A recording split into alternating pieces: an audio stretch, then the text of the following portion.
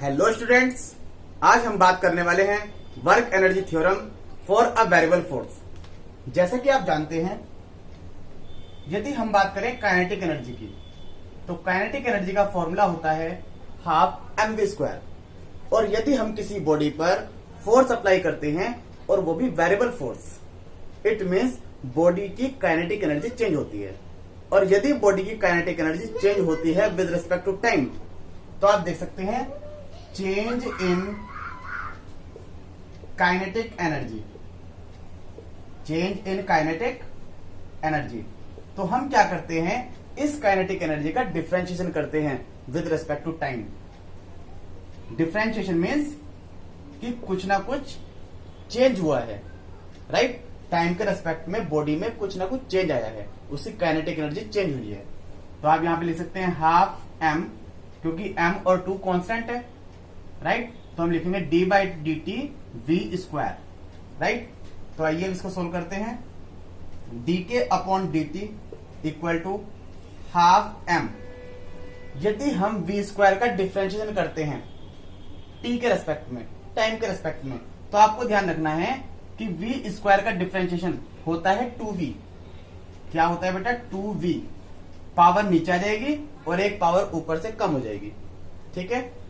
और साथ में आ जाएगा dv अपॉन dt।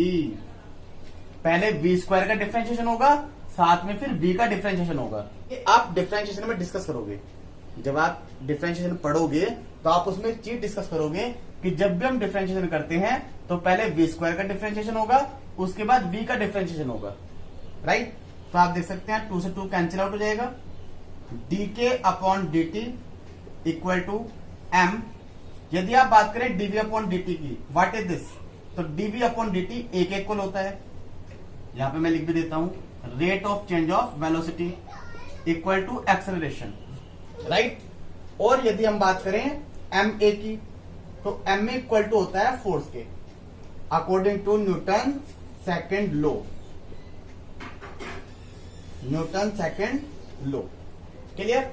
तो आप देख सकते हैं dk अपॉन dt कितना आ जाएगा? f into v, right.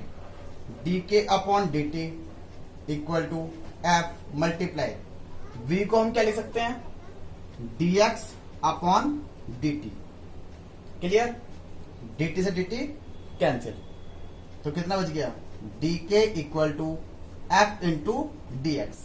अब हम यहां पे करेंगे इसका डिफरेंशिएशन। जब हम डिफरेंशिएशन करते हैं तो हम इनिशियल टू फाइनल करते हैं।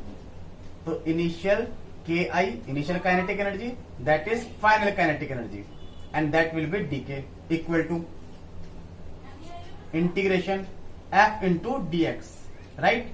तो this is X I and this is X F. यदि हम 1 का इंटीग्रेशन करते हैं तो 1 का इंटीग्रेशन के रेस्पेक्ट में कितना आएगा? के आएगा। ये मैंने आपको बताया भी था प्रीवियस वीडियो में, अगर आप देखें तो उसमें हमने बताया था कि जो 1 का इंटीग्रेशन है वो x के रेस्पेक्ट में x आएगा, dy के रेस्पेक्ट में y आएगा, dz के रेस्पेक्ट में z आएगा। सिमिलरली dk के रेस्पेक्ट में इंटीग्रेशन k आएगा, तो k हो जाएगा, that will be ki kf, right, equal to integration of xi xf f into dx। kf minus ki equal to what is this? ये किसके इक्वल होता है बेटा? बताइए जरा।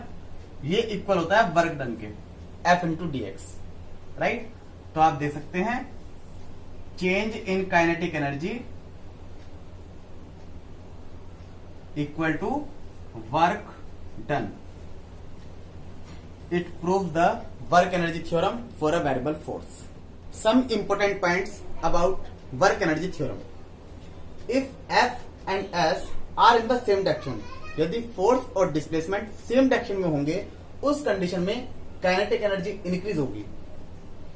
इंक्रीज इन काइनेटिक एनर्जी का मीनिंग ये है कि work done on the body, जो हमने फोर्स अप्लाई किया है वो बॉडी पर अप्लाई किया है और वर्क डन बॉडी पर हुआ है, इसलिए बॉडी में काइनेटिक एनर्जी इंक्रीज होती है।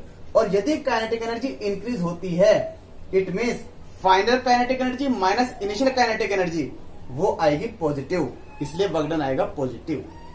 यदि फोर्स और डिस्प्लेसमेंट अपोजिट डायरेक्शन में होते हैं कि डिस्प्लेसमेंट फॉरवर्ड डायरेक्शन में और फोर्स अपोजिट डायरेक्शन में, just like in a friction, उस कंडीशन में काइनेटिक एनर्जी डिक्रीज होती है और decrease in kinetic energy equal to work done by the body. इस कंडीशन में वर्क डन बॉडी के द्वारा होता है, लेकिन जब काइनेटिक एनर्जी इंक्रीज होती है तो work done on the body होता है। और यदि काइनेटिक एनर्जी डिक्रीज होती है, it means final kinetic energy minus initial kinetic energy वो नेगेटिव आएगा, इसलिए वर्क डन भी नेगेटिव आएगा। आई बात समझ में? तो आपको ध्यान रखना है, जब काइनेटिक एनर्जी इंक्रीज तो work done on the body, but when decrease in kinetic energy then work done by the body. When a body moves along a circular path with uniform speed, यदि कोई body circular path में uniform speed से move करती है, it means constant speed से move करती है, तो उस कंडीशन में there will be no change in kinetic energy. वहां पर काइनेटिक एनर्जी में कोई चेंज नहीं होगा। So according to work energy theorem there will be no work done by the centripetal force.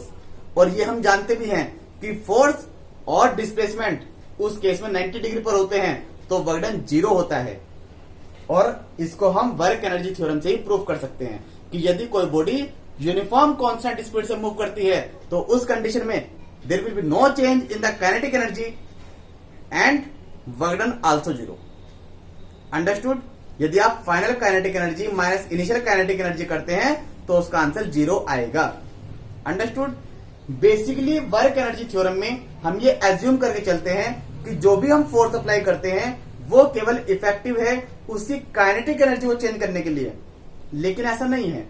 यहां पर केवल हम एज्यूम करके चलते हैं, क्योंकि किसी बॉडी में यदि हमने फोर्स अप्लाई किया है और उस बॉडी में वर्क डन होता है तो वो वर्क डन पोटेंशियल एनर्जी की फॉर्म में भी स्टोर हो जाता है। ये कॉन्सेप्ट हम नेक्स्ट वीडियो में डिस्कस करेंगे कि आखिर पोटेंशियल एनर्जी होती क्या है, पोटेंशियल एनर्जी ऑफ स्प्रिंग क्या होता है, और हम पोटेंशियल एनर्जी से काइनेटिक एनर्जी में और काइनेटिक एनर्जी से पोटेंशियल एनर्जी में कैसे कन्वर्ट कर सकते हैं। So take care students, stay home, stay healthy.